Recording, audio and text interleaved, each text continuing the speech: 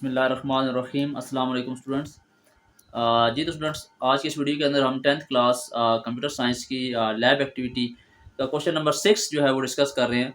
तो बेसिकली हमारे lab activity का लेक्चर नंबर 4 होने जा रहा है। That's why I have written lab number 4। और बच्चों, आज की इस क्वेश्चन के अंदर, इस वीडियो में we have given a question. ये मैंने क्वेश्चन साइड पे बना लिया है बुक के ऊपर, आपके पास पेज नंबर 91 के ऊपर भी क्वेश्चन नंबर 4, चैप्टर नंबर 4 की जो लैब एक्टिविटी है उसका क्वेश्चन नंबर 6 बनता है ये, जिसमें वो कहता है write a program that read marks of a subject and prints the letter grade as given below. ठीक है जी, कि आप एक प्रोग्राम बनाओ जिससे यूजर के उसका मार्क्स किसी टेस्ट के इनपुट लोगे और फिर आप उसके मार्क्स की कैटेगरी को देखोगे, किस कैटेगरी में फेल हो रहा है, उसके अगेंस्ट जो ग्रेड बनते हैं वो प्रिंट करना है। जैसे अगर उसके मार्क्स ग्रेटर देन 100 है, 80 है, ग्रेटर देन इक्वल टू 80, तो ए प्लस प्रिंट होना चाहिए। 70 और 80 के दरमियान है तो ए आना चाहिए, एंड सो ऑन। ठीक है जी। तो स्टार्ट करते हैं इस प्रोग्राम को बनाना बच्चे। एक बात तो हमें क्लियर हो जानी चाहिए that in this particular program we have multiple choices, more than two choices are available, that out of these choices, one must be evaluated after the evaluation of condition। कि मल्टीपल चॉइसेस गिवन है, इनमें से कोई एक चलेगी at a time, condition met होने के बाद, कंडीशन एवेलुएट होने के बाद। तो मल्टीपल चॉइस हमारे पास कौन सा आपके पास स्टेटमेंट है? यस, एक स्विच है और एक हमारे पास है इफ एल्स इफ, या एल्स इफ भी जिसको हमने पढ़ा है। तो स्विच तो इसमें इम्प्लीमेंट नहीं हो सकती क्योंकि इन इक्वालिटीज आ गई हैं, और हमने स्विच में पढ़ा था कि इन इक्वालिटी से डील नहीं करता, वो सिर्फ इक्वालिटी को चेक करता है। दैट्स वाई हमें इस प्रोग्राम को कंप्लीट करने के लिए we required if else if statement. तो स्टार्ट करते हैं बच्चों प्रोग्राम। तो सबसे पहले आपको क्लियर होना चाहिए कि whenever we start any program we must include preprocessor directives in our program, in which there are two particular things that we have to write, header file and the main function। तो पहले header file लगाते हैं, hash के symbol से header file start होती है, then include का word use किया जाता है, then this character we used in which we write first studio dot H, standard input output header file. Then next header file is hash include kunayo.h or conio.h, whatever you pronounce it, console input output header file, and then we have to include main function। ठीक है, हम क्योंकि नीचे body के अंदर जो कुछ text editor के अंदर हम लिखते हैं उसको ये मेन कंट्रोल कर रहा होता है, और हमारे पास मेन फंक्शन स्टार्ट होता है उसकी बॉडी लेफ्ट ब्रेसेस से। डन बच्चे। Now first we have to identify, क्योंकि जब मेन बॉडी हम स्टार्ट करने जा रहे हैं, and we have learn in the previous lecture as well that student, whenever we have to start a program right after the start of body of the main function, the very first statement that we include in our program is known as declaration statement.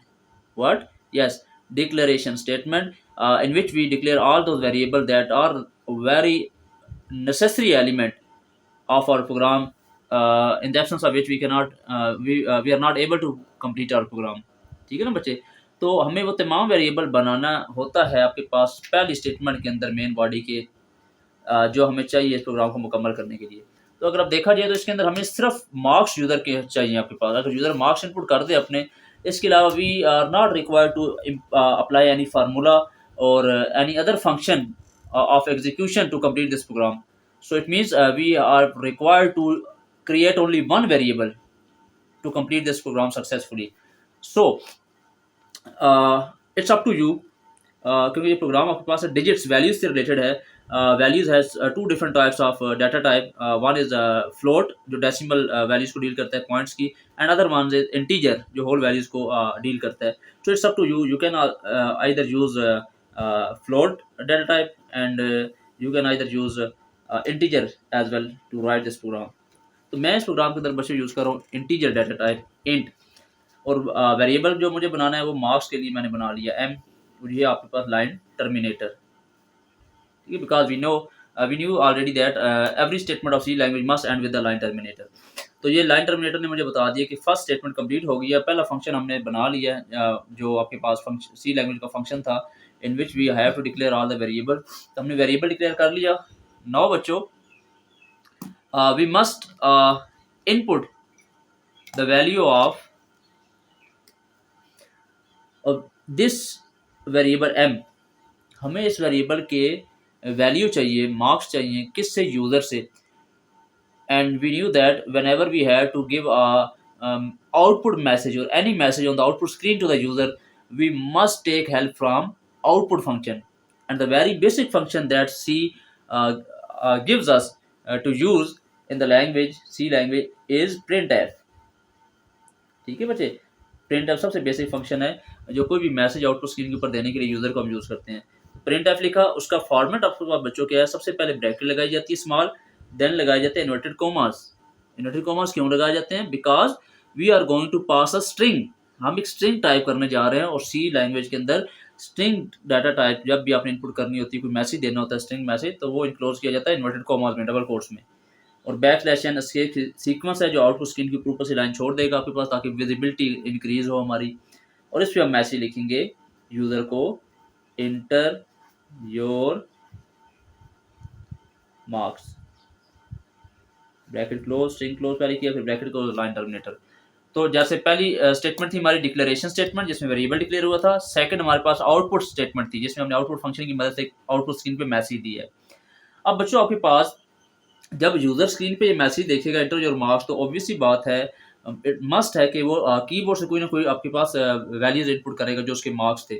सो वो जो keyboard से button press हो रहा है, कौन सा button press हुआ है उसको रीड करना और उस पर्टिकुलर वेरिएबल तक पहुंचाना।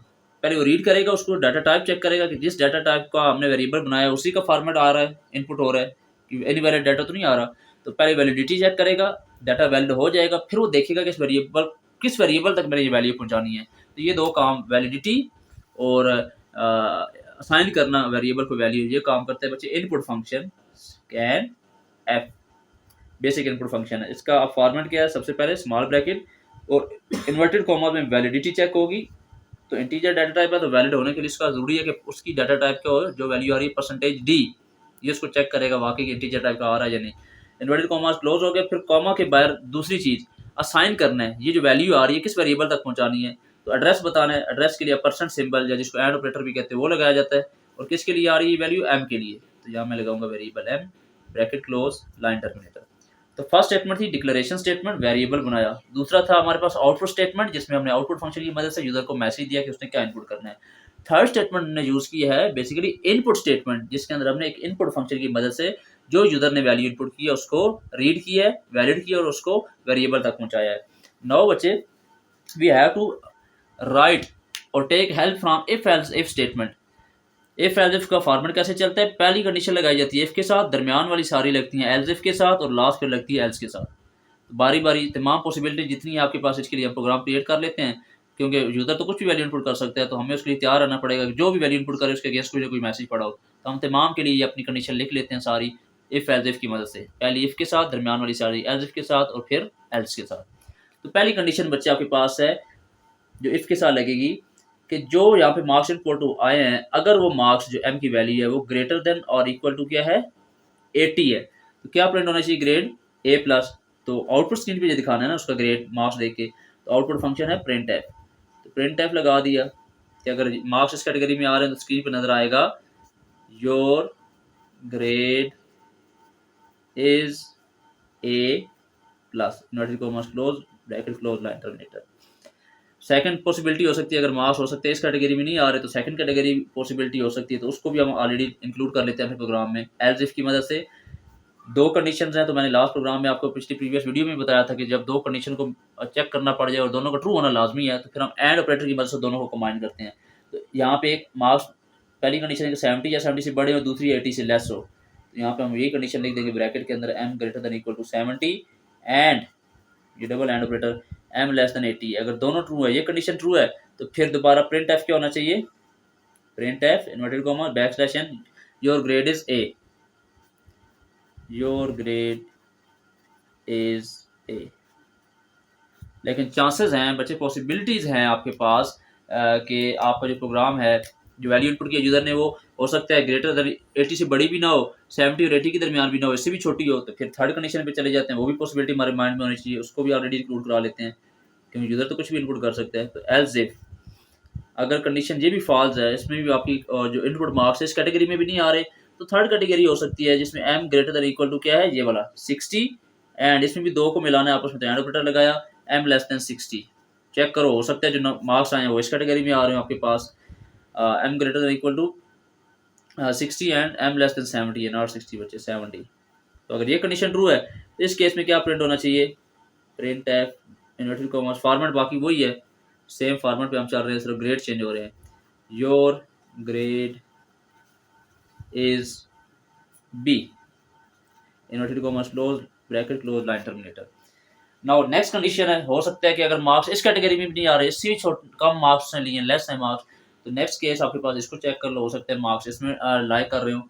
एल्स इफ, ये next condition, m greater than equal to 50 and, क्योंकि दो चॉइसेस को मिलाना है आपस में, m less than equal to 60, ये कंडीशन चेक कर लो, आपके पास हो सकता है इस कैटेगरी में फॉल कर रहा हो।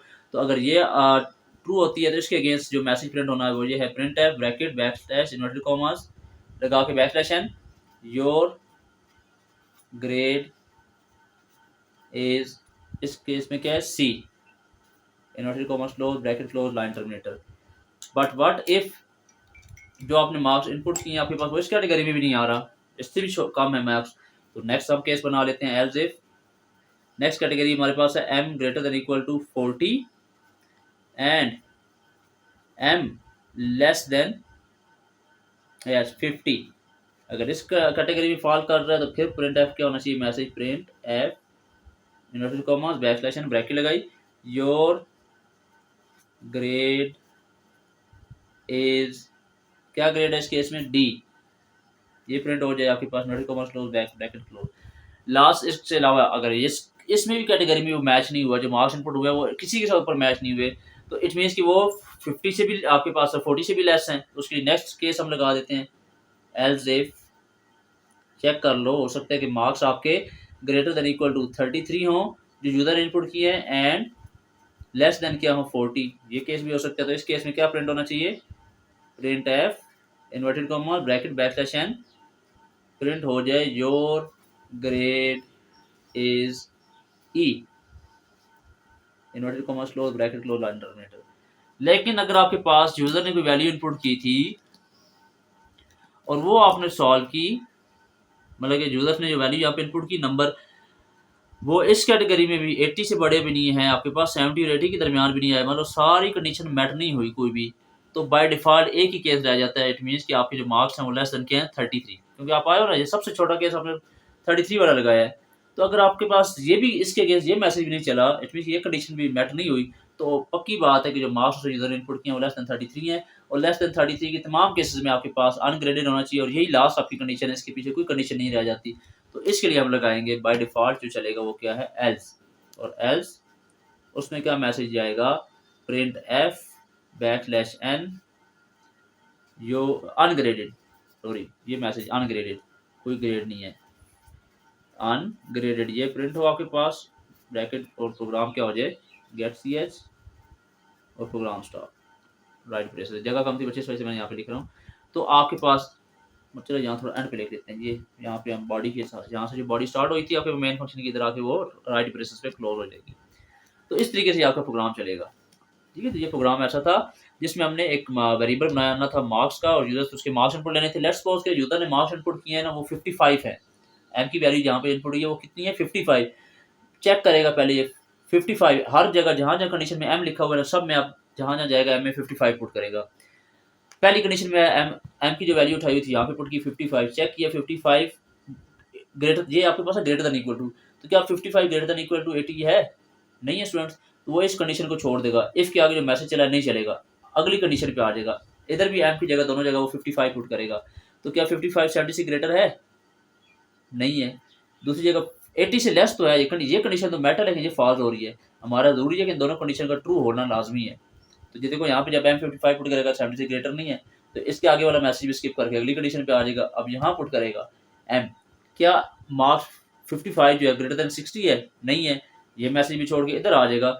यहाँ पे उसने देखा आपके पास 55 एम की जगह यहाँ पुट किया 55 ग्रेटर देन 50 है ना, पहली कंडीशन ट्रू हुई है, तो अब अगली भी देखेगा 55 लेस देन 60 है, इट मीन दोनों कंडीशन ट्रू हो गई। तो अब इसके मैसेज में आ जाएगा, स्क्रीन पर लिखा हुआ आएगा योर ग्रेड इज सी, तो जो वैल्यू उसने उठाई हुई थी जिसके लिए कंडीशन चेक कर रहा था वो एग्जीक्यूट हो गई है ना, तो इसके नीचे जितनी आपके पास कंडीशन रह गई सबको क्या कर देगा वो स्किप, और इसकी स्ट्रक्चर के बाहर आ जाएगा इफ एल्स इफ की, तो एल्स से बाहर कोई स्टेटमेंट नहीं लगी हुई। तो स्क्रीन के ऊपर जब लिखा हुआ आएगा योर ग्रेड इज, सी, उसके बाद प्रोग्राम स्टॉप हो जाएगा। तो वाइस वर्सा कोई भी आपके पास किसी भी कैटेगरी में आ रहा है, वो चेक करता करता जो कैटेगरी मैट हो जाएगी उसके अगेंस्ट जो मैसेज पड़ा हुआ एग्जीक्यूट होगा, और बाकी तमाम स्ट्रक्चर जो इफ एल्स इफ का वो छोड़ के उससे बाहर आएगा, प्रोग्राम को क्या करा देगा, टर्मिनेट। बच्चों ये आपके पास था लैब एक्टिविटी का क्वेश्चन नंबर 6। आई होप कि आपको कुछ ना कुछ मतलब 100% नहीं तो कुछ ना कुछ सीखने को या लाजमी मिला होगा, कुछ ना कुछ अंडरस्टैंडिंग डेवलप हो गई होगी कि मल्टीपल चॉइस स्टेटमेंट को हम कैसे अपने प्रोग्राम का हिस्सा बनाते हैं। सो स्टूडेंट्स वही रिक्वेस्ट है आपसे कि देख लेने से आपके पास एट द मोमेंट तो आपको समझ आ जाता है, बट अगर आप उसको प्रैक्टिस नहीं करेंगे 1 to 2 टाइम्स खुद से, तो वो कॉन्सेप्ट आपको कुछ टाइम के बाद लैक ऑफ रेपिटेशन की वजह से, लैक ऑफ प्रैक्टिस की वजह से आपको भूल जाता है। So I will request you to all the student जिसको देख रहे हैं लेक्चर को, जैसे ही लेक्चर एंड हो तो बच्चे आपके पास प्रैक्टिस लाजमी करिएगा, because practice makes a man perfect, और प्रैक्टिस से आपके कंसेप्ट और अच्छे जो है तो बिल्ड होते हैं। So that was all from today's video. In the next video, we will do the very last lab activity of this chapter, और इस तरह ये हमारा चैप्टर कंप्यूटर का पहला कंप्लीट हो जाएगा, चैप्टर नंबर 4 प्रोग्रामिंग का।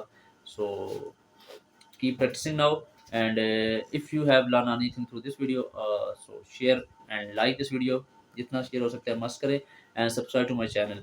एंड नेक्स्ट वीडियो आने तक अपना बहुत सा ख्याल रखिएगा और मुझे दुआ में याद रखिएगा। अल्लाह हाफिज़।